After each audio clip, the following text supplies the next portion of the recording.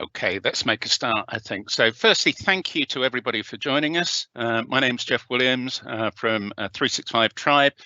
So I'm one of the Office 365 specialists that work for 365 Tribe, and we really help people with training and adoption of Office 365. That's our main purpose in life, if you like. So today's session was arranged at fairly short notice, but by popular demand, because I think lots of people have found themselves unexpectedly working from home, perhaps not used to doing that, and maybe not as fully set up for working at home as they could be. So it's a crazy situation we find ourselves in this world at the moment. So I would welcome questions as we go through the session. So to ask a question, there's a specific question and answer section which you can click on down the bottom, and then just type in your question and then click the ask a question button, and that will post the question for me. And then either my colleague Matt, who's also on the call, he'll answer it in text possibly as we go through, but we'll also have some time at the end to come back and not go over any questions that haven't been answered, but maybe also go back over some that we have answered, some that are particularly relevant perhaps. We've also got the option of subtitles, so what we call closed captions you can have on the screen, and you can actually have these in multiple languages. So if English isn't your first language, or even if it is and you're in a really noisy environment, if you click on the little closed caption, the little CC button, or the settings cog at the bottom of the screen, you can choose to turn on captions or subtitles, as they're also known, and actually choose the language that you want those to come up in. So you've got the option either way, but I do hear that the audio and the video is working well, so that's really good. I think the internet in general is under a bit of stress at the moment, so it's good to hear that we're coming through nice and clear. So we've kind of got two bits to today's session that I'm going to take you through. So we're going to have to start by having a look at perhaps our physical setup of working at home. And I've got a couple of examples on the screen here of some of my colleagues in 365 Tribe. So the one at the bottom, my colleague Rob, you can see he's actually got his daughter next to him as well. So he certainly didn't expect that to be the case, and that's obviously makes life a bit challenging for him. He's actually having to flex his working hours so that he can work when his daughter is in bed, or maybe his wife is available to look after them. Equally, one of my other colleagues at the top, so not really an ideal ergonomic setup with a laptop and a monitor in front of a window, for example. But at the moment, I think we just have to do what we can do to get by as best we can. And hopefully some of the tips that we'll pick up today will help you to make life a bit easier in these difficult times. So whether you're working from a dedicated office, or working from the kitchen table, or maybe even from your knees sat on the sofa, depending on what facilities you've got.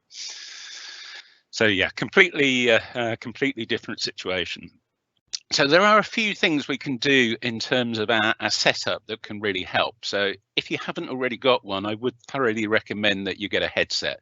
So whether you're using Skype or Teams for remote meetings and remote calls and so on, or even just using your phone, having a proper headset will make a massive amount of difference, and not only to you, but it will make a real difference to all the people that you communicate with as well.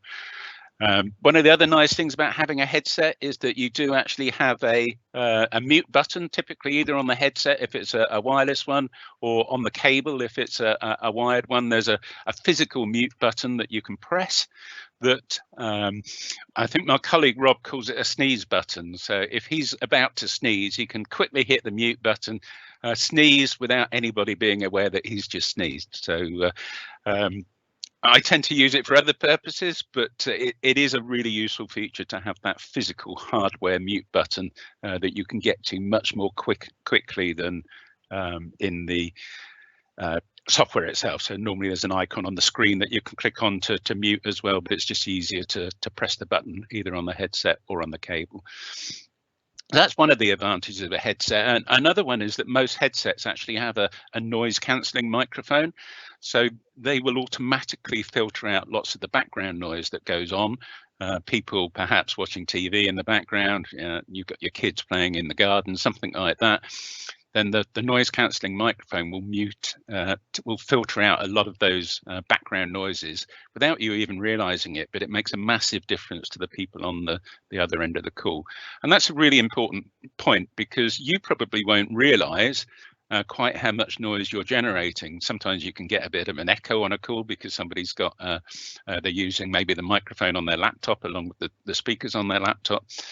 But you probably won't realize that. It's all the other people on the call that are actually affected.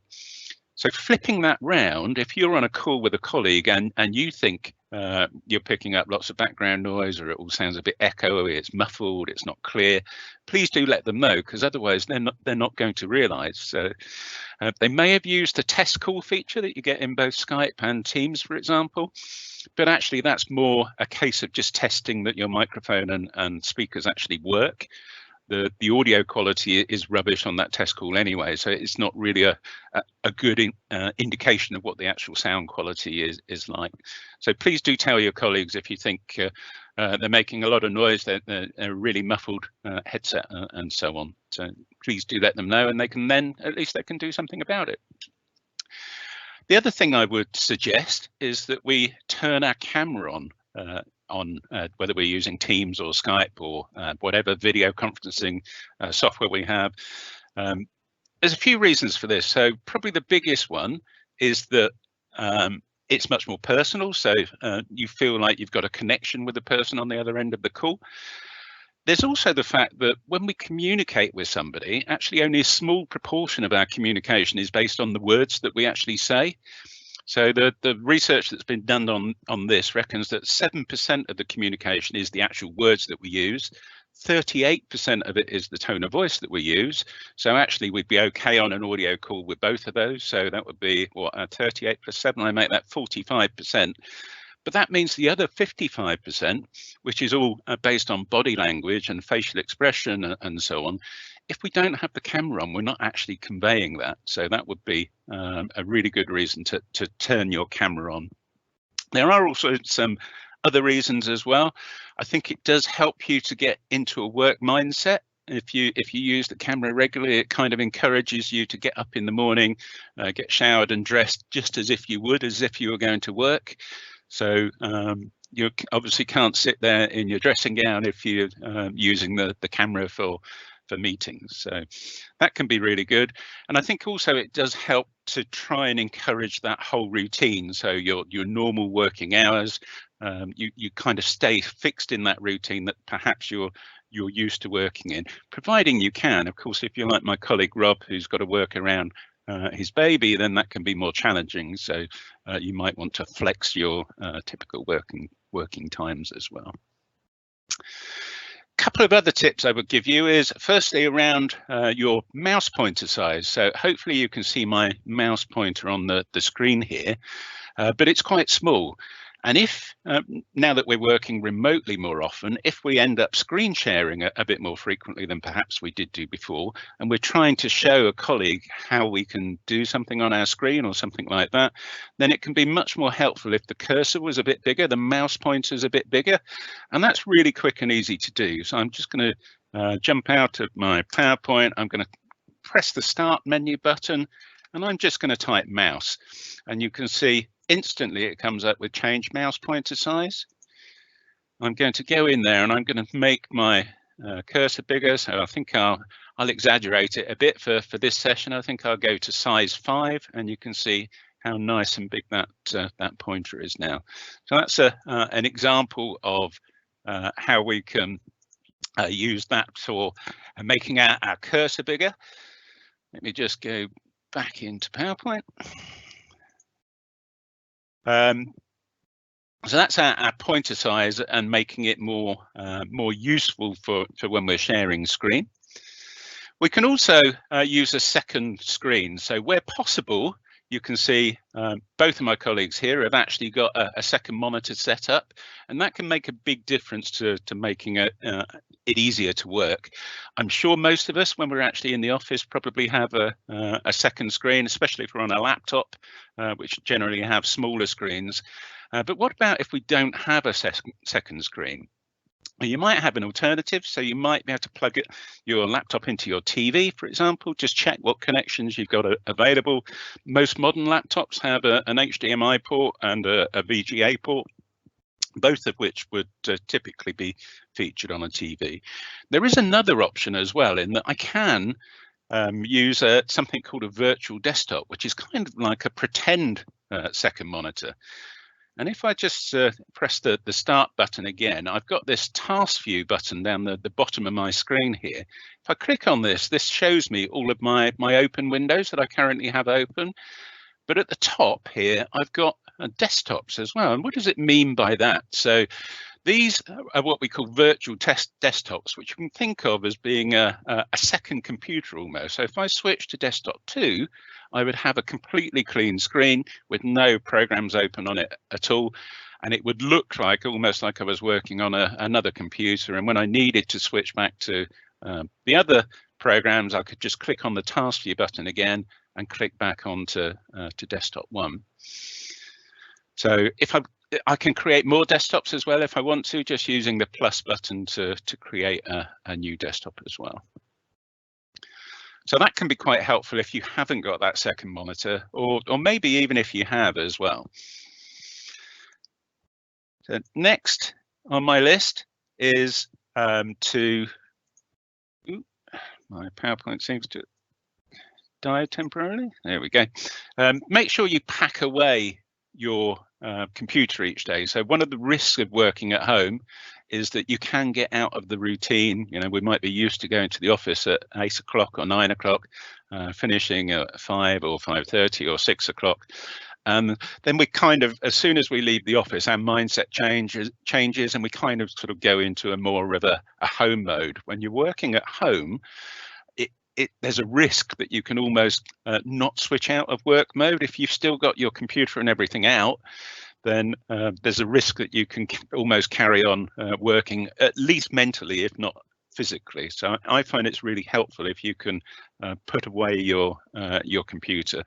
Now that depends on what your working situation is at home. It may be that if you've got a home office, you can just shut the door, shut your laptop down, shut the door and walk away from it. If you're working on the kitchen table, that probably means that you're going to shut your laptop down, pick up your external monitor and move them into a different room for now so that you can sit at the table and have dinner, for example. So some way of actually doing that, I think, is really helpful. The other thing we can do is we can, and this is a kind of an advantage working at home. One thing that we can't do in the office is we can put some music on. So we're probably used to having sort of background noise on whilst we're working in the office. When we're at home, if we haven't got kids and dogs and so on around us, it might seem very quiet. So putting some music on can really help with that, and it can make you feel a bit more connected, if you like. So I do recommend that one too. So that's enough about the actual sort of physical setup and what we can do to make our physical environment at home suitable for work. Well, there are also quite a few things that we can do with the software that most of us have available as well. So I've got a list of sample things that we're going to work our way through here. So I'm going to start with the top one.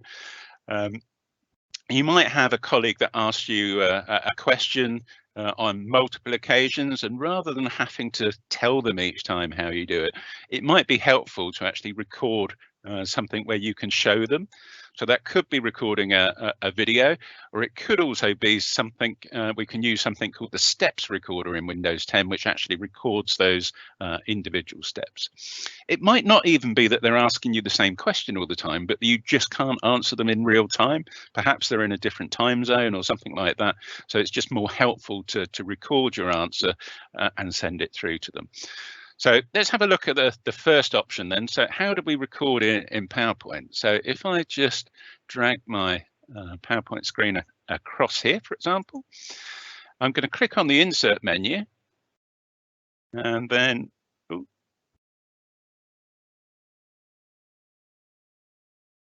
go across to the media button, and then I've got this screen recording option down here. So if I click on this option, and what I'm going to do, I think I'm actually going to call up my calculator here, and just so I've got something interesting to record. So let me launch my calculator very quickly.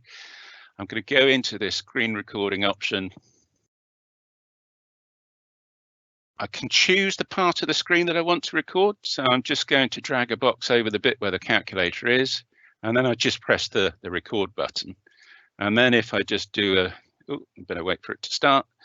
If I do a very quick calculation, obviously this could be absolutely anything that I'm doing on here, and then press the stop button, that has now recorded that message onto my my PowerPoint, and I can now just play this back. You can see this is just a video that I can play back like so. So I don't need any special video recording software or anything like that. I can just record that in PowerPoint with nothing extra at all. So that's one way that I can make a recording. The other thing that I mentioned was that steps recorder that we have in Windows 10, and I could click on the start menu and then search through until I find steps recorder down here. I think it's hidden away under Windows accessories or Windows system. I can never quite remember, but actually there's a quicker way than that in Windows. If I just press the start button and start typing steps, you'll see it will come up straight away. If I launch my step recording, you can see it's a really simple interface. It gives me an option to start record, and I'm going to do something similar to with that calculator that I had. So I'm just going to launch my calculator again. Let me drag that to the side slightly, and then I'm going to start recording, and then I'm going to go into my calculator and do some calculations. For example, when I finished, I pressed the stop record button, and what this actually does, this steps recorder function, it records a series of screenshots. So you can actually see all of my monitors here. I've got three screens, so you can see all three of my screens here. And it also records what I actually do. So I left click on the 5 button in calculator, and so on and so forth. So it's just created that for me automatically, and then I can save this if I want to in as a zip file with all of those steps included into it. So that can be a really helpful way of showing a colleague how to do something, or even if you need to create perhaps a quick start guide as to how I do this, a particular process that you're trying to describe to people. That can be a really big time saver using that steps recorder. And let me just get rid of that, and then we'll jump back into our PowerPoint. So next one on our list, is to answer an urgent question. So in particular, if we're using Teams, let me jump into my web browser down here, and we'll jump into Teams. So I've got a colleague, I'm going to pretend this is Jeff. I'm actually signed in with this user account called Kirsten at the moment. So I'm going to pretend that it's Jeff that I need to contact. I could type a reply to the question in the chat box down here. And the chat is a bit impersonal. So if I was doing that, I might also want to choose to use the emojis as well to convey some of that body language part of the communication that was missing. But actually, often it's easier just to actually make a call to answer a question. And there's a few ways I can do this in Teams. So I could just click on the icon in the top right-hand corner to make a video call or an audio call. Or actually, wherever you see a colleague's name, I can just hover over it and I get the same option there. So I can see that straight from my icon at the top there. If I was even back in a team where it's just got somebody mentioned in here, so where I've got Jeff in here, for example, I can just hover over the name there, and once again I get the option to make a video call or an audio call. And of course, what I would then typically do would be to share my screen once I'd started that call, and then I could explain how to help my colleague. Okay, so the next one on our list was you don't have anyone to help you. So we might be used to perhaps dictating letters, or maybe we get a colleague does most of the typing in our team, and we just supply some input into it. Now that we're all working remotely, we haven't really got that facility with people near us. So we might need to actually do a bit more typing ourselves, and that might be something that we're not particularly good at. But the good news is, once again, we have some technology that will actually help us. So if I just go into Word, for example, go into a blank document, I now have a dictate option where instead of typing, I can actually just start dictating my document instead of actually typing. And hopefully you can see on my screen that actually this is really accurate. So I know I've used dictation software in the past, and it's made more errors than it did got the words correct. But that's not the case anymore. I think the technology has come on in leaps and bounds, and actually it's really good now. I can also add in punctuation as well. So I can say things like period, new line, and then I can carry on. Open speech marks. Sorry, open quotes. You have to use the right terminology. That's not going to work for me. How typical is that? But hopefully you get the idea anyway. When I finish dictating, I just click on the button again to stop dictating, and that's I certainly can't type that quickly, so it would have taken me longer to have typed that manually than to use the dictate option. And we've got this dictate option in most of the Office programs now, so you can do the same thing in Outlook for replying to emails, as well as in Word, and indeed in PowerPoint, and in the online version of OneNote, for example, you can do in all of those. What about if we've got a program that doesn't have a dictate option? So something like Notepad, for example, really simple app, it's been around for a very long time, doesn't have many facilities. Well, actually, we can even dictate in here, because even if the program doesn't know about dictation, Windows 10 has actually got a dictation tool built in as well.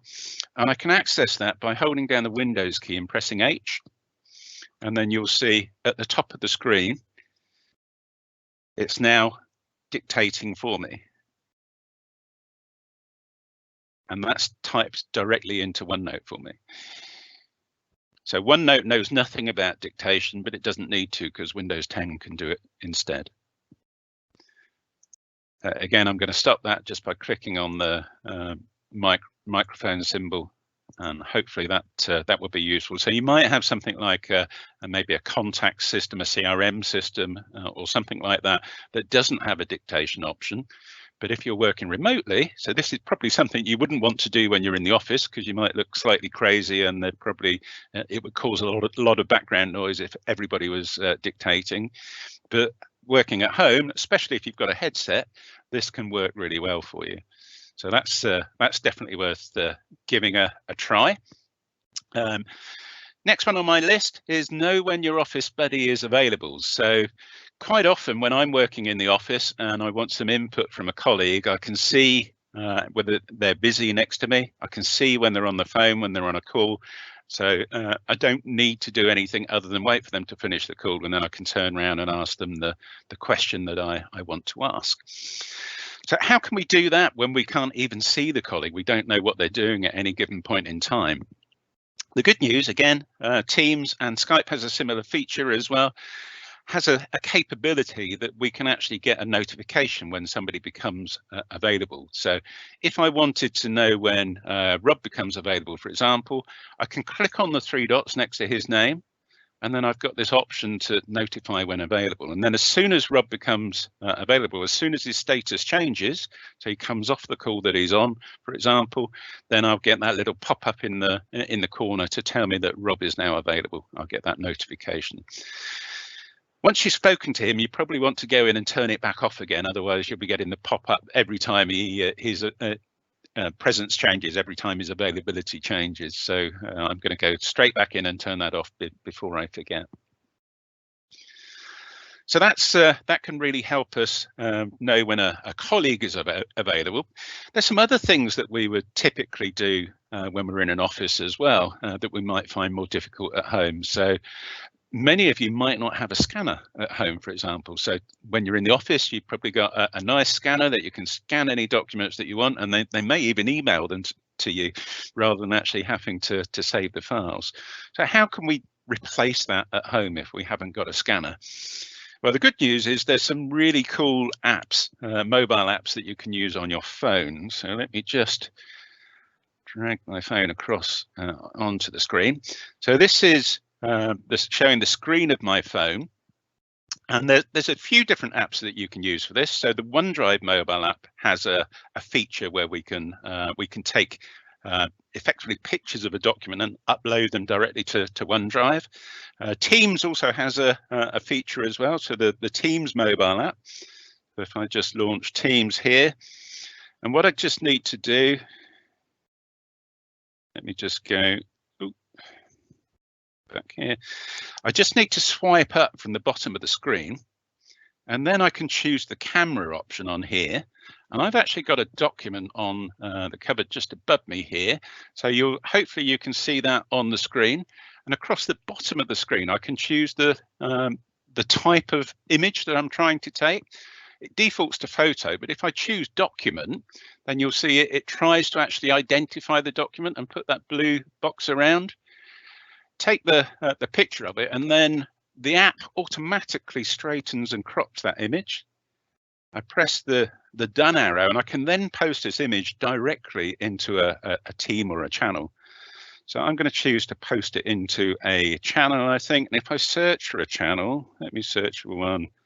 I've got one here called news. Let me post it into there. So you can see the image has gone there. I press the send button, and that will now get posted into my team. So if I just switch to that channel in my team here, you can see that document has already arrived directly into the team. Really quick, simple process. I didn't need to do any more than that. So that's using the Teams mobile app. I can do something similar, excuse me, using an app called Office Lens. So this is actually even better. So if I choose the Office Lens app, and then I choose the document mode again and take a picture of that document. It didn't do a very good job of choosing which bit was the document there, but I can actually correct that just using the crop tool at the top here. I can choose the crop tool. I can say where my document ends and press done. And that takes me back to it has done a much better job this time round. I press done. And this time in Office Lens, you get a choice of how and where you want to save it. So in this case, I can actually save this document as a Word document. And if I do that, you can see it actually says OCR after the setting for, oh, lost my phone off the screen. Sorry about that, guys. Let me get that back. There we go. So let me just do that again for you in that case. So let me take a picture of this document and then press the done button. And then when I come to save it, I can choose how I want to save it. And I'm going to choose to save it as a Word document on this option here, just by ticking that option. And what this will do, it will actually recognize the text that's in the document and then save it directly to my OneDrive, but as a Word document, so as an editable Word document. So it might take a couple of seconds to transfer. Hopefully that will come through. And if I switch across my OneDrive, I'll have a folder will get created for me automatically the first time I use the app, called Office Lens. And when I go in there, you can see that's created a few seconds ago. I have a Word document, and it's actually taken the text that it found in the image, and this is now just editable text, so I could go in and change it if I wanted to. So using your phone as a scanner is really powerful and can save you a lot of time, as well as really helping you out when you've got more limited facilities, shall we say. So that's let me switch back into PowerPoint. So that's scanning our paperwork. The next one that we're going to cover is how to collaborate with a colleague. So one of the nice things about having documents in a program like Teams is that we can edit a document at the same time as somebody else. So this is something called co-authoring. And again, I'm going to jump into my team. Come out of that document, I think. I'm going to jump into my team. And I'm going to go into the files section in the general channel. And then I've got a file in here called sales report, which I need to edit with my colleague, Matt. So Matt's given me a call. He's told me that he needs my help to coming up with some of the numbers that we have in here. At the top of my screen, I've got a little notification to tell me that Matt is already editing my document, even tells me which cell on this spreadsheet he's in. And as he changes numbers, you see, instead of displaying his initials, it displays 3 wobbling dots.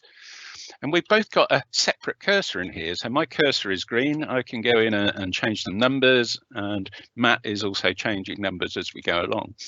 So in the old world, when we were using things like network file shares, typically the document would have been locked and only one person can edit it at a time.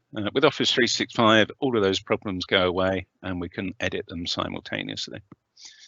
So that's a fantastic feature that I think lots of people use all of the time. When I finished editing in Teams, I just click the close button in the top right hand corner and that takes me out of the document and back to my team where I was before.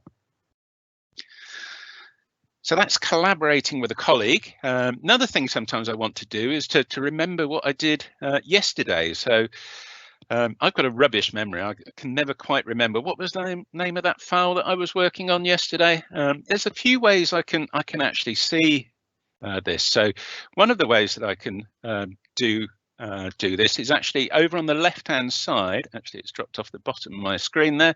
I have a files option. So if I click on the files option in there, then at the top of that shows me my recent files in here. So files that I've been working on recently, including that one that I was just editing with Matt, and also that Office Lens document a little while ago. And the really nice thing is that this is working across all of the locations that I'm using. So it doesn't matter whether it's my OneDrive, it doesn't matter whether it's this demo team that I was in just now. Indeed, one of the other teams that I was working in earlier on. So it shows all of my files in one place, and I can just click on them to actually open them. I can also access my OneDrive directly from here as well, so I don't need to leave Teams to go and access my OneDrive. I can just click on that OneDrive option. I can see all of the files in my OneDrive like so. So I think this files option on the left-hand menu is a bit underused. I think a lot of people don't necessarily realise what it's for, so that can be really helpful to go and use that. That's quite a few different tips that we've covered already. One of the other tips is that you can actually take Office 365 with you. So I've shown you a couple of apps on my phone, particularly around scanning documents and so on, but there are equivalents of all of the Office 365 apps you can pretty much get a mobile app for, not only for your phone, but for a tablet as well. So if you've got an iPad, you can load them on there, and then you don't have to necessarily carry your laptop around with you. You can use those apps as well. So typically with most of the apps in Office 365, there are 3 different versions.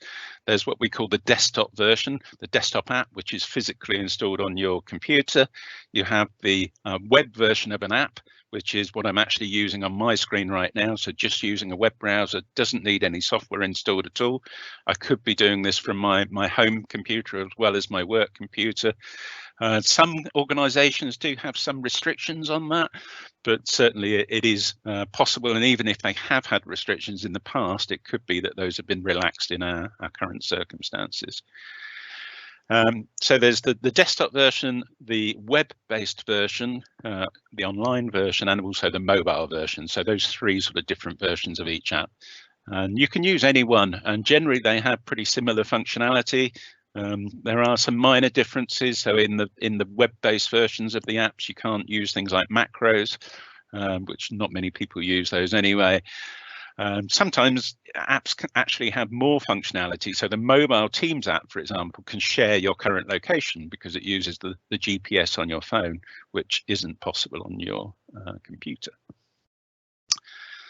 Jump back to PowerPoint.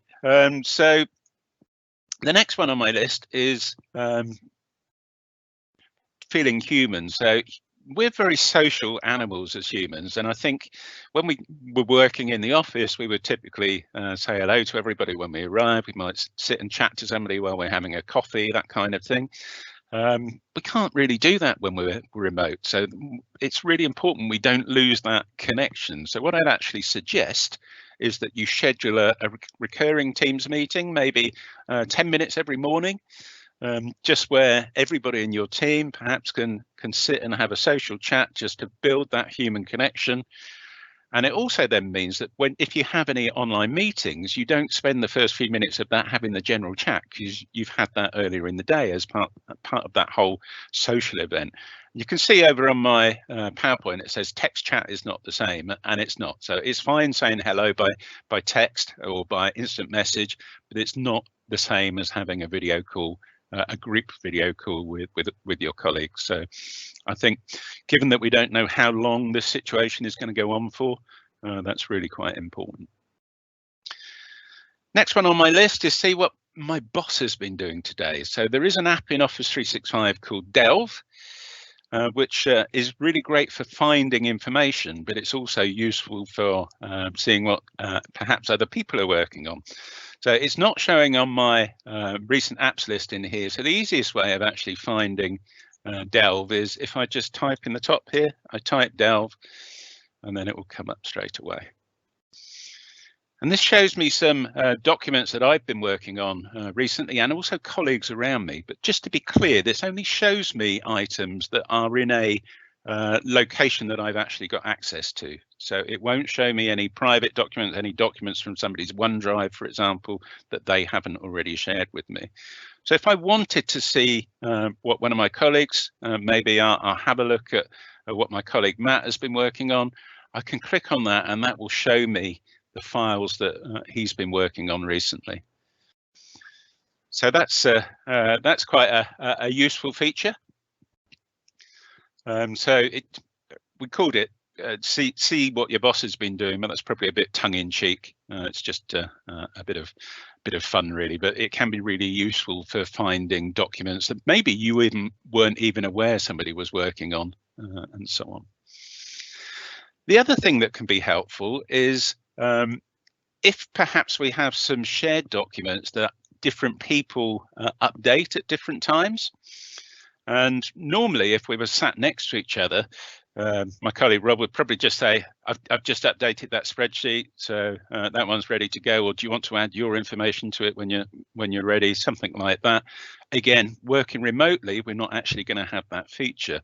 But the good news is, again, we can use the technology to help us. So if I just jump back into my team here, back into my file section, let's say this sales report that we were working on earlier, I want to know the next time that file is updated. Matt's meant to be adding some information into it later, and I want to know when that's done. So I can't do that directly from this this window here.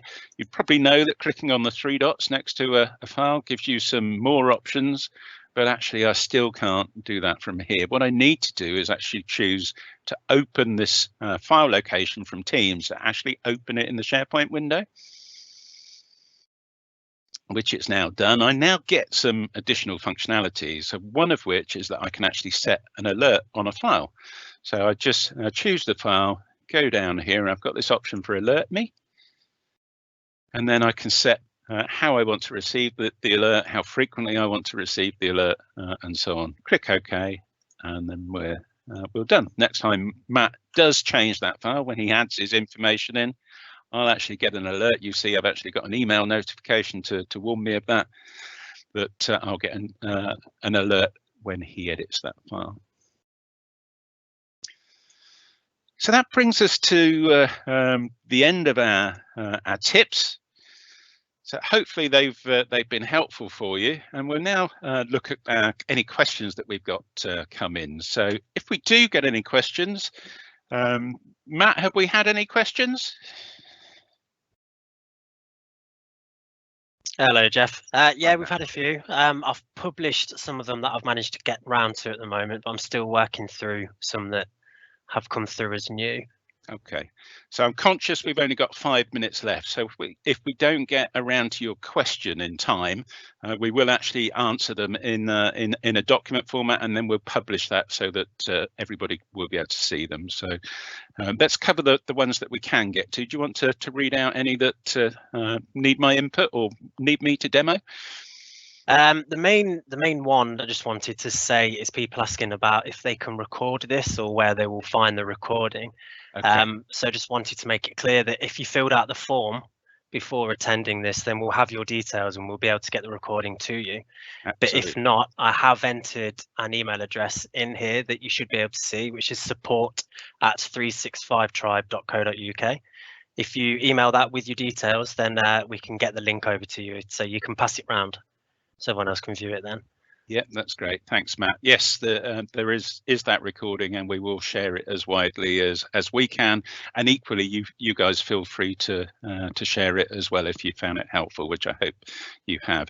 You might also see on the screen just a bit of a heads up, some information from our website that we have got some packages that we put together to help organisations that are in the situation that we're in at the moment, where you might need some quick training on some Office 365 apps. Any other questions, Matt? I've just had someone ask, when they use the step recorder, where will the file be saved? So it's not initially saved. You would need to actually click on save, and then you get to, you remember it when I clicked the save button, it came up with the option of saving as a zip file. And the reason it does a zip file is it includes the images as well. So you can actually choose when you press that save button, you get to choose exactly where you want to save it. And there's one person who is, when they have created a document in Excel and they've then uploaded the document into Teams, they're losing their formulas. They update the numbers in Teams and the formulas do not work. Okay. That's a new one on me, I'll be perfectly honest. The only time you can sometimes have issues when you upload files like that is if they've got links to other files, which are no longer in the same location. So if they're all in the same folder in Teams, typically the formulas will continue to work. But if the original files were in different folders or different storage locations, then that can break formulas. So when you say the formulas don't work, I'm guessing you might mean that actually they don't. It's not finding the information that it's looking for, rather than the fact the actual formula itself isn't working. So that it is a little bit complex. If you've got a workbook that links into other Excel workbooks, then it can be a bit of a challenge. Once you've got it working in Teams, you'll find it will carry on, but you just need to recreate those links. And then we've had a question from Damien. How can I add an external contact to a video call? Presently can only direct video call office contacts or create meeting invites to external to enable video call. Okay, so a couple of bits there. So I think if you were creating a meeting, so if you're in Teams, for example, you can create a meeting with external people just by typing in their email address into the actual meeting. And typically, most organizations, you can do the same with external people, providing they've either got Teams or Skype. You can do the same as well. So if I just jump out of PowerPoint for a moment, let me just switch back to Teams in here. So typically I can use the chat option in here, and I've obviously got my internal people up here, but I can also search for external people as well. So if I search for one of my other colleagues, for example, so this isn't internal to us, but you can see by typing that email address, I get the option to search for it externally. I can click on that. Unfortunately, I don't think that person's on Skype thinking about it, but that's how you could do that. Some organizations again would restrict that, so you might not have that enabled within your organization. But certainly, typically for a Teams meeting, the other person doesn't need to have Teams. They don't even need to have Office 365. You can just type in their email address to join a Teams meeting, including video, and they will join in their web browser if they haven't got Teams or Office 365. It will just join in their web browser. I know we're just about out of time. Have we got many more, Matt? No, there's no more questions. There was just one that I have answered. It was just about blurring the background. I don't know if you wanted to just quickly show how we get to that. Yeah, I can't actually show that right now easily, I don't think. Or maybe I can. Let me try, see if I can drag this window across. So the blurring your background actually sits on this 3 dots when you're within a Teams meeting. If you click on the 3 dots here, then there's an option to blur my background. So again, if you're working at home and you've got stuff going on behind you that you don't want to be a distraction during a video call, you can choose this blur my background feature, and that is very clever. It's almost like a green screen feature where you stay in focus, but everything behind you gets blurred. So that's definitely worth a try as well. Okay, I think we'd better draw it to a close there. Thank you very much for your time, everybody. As Matt says, we will share a copy of the video, and we'll also publish a list of the questions and answers that have come up during the course of the call. Thank you very much for attending, and hope to see you again soon. Cheers, everyone.